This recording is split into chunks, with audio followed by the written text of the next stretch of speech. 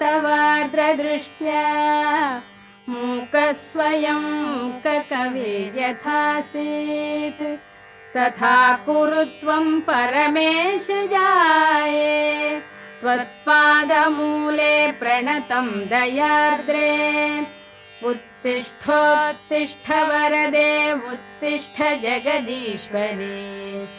उत्तिष्ठ जगदाधारे त्रैलोक्यं मङ्गलं कुरु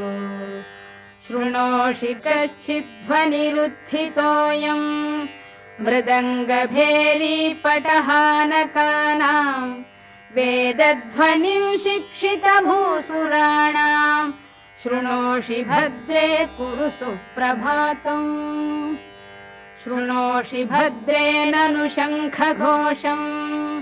वैताళिकानां मधुरं च गानम्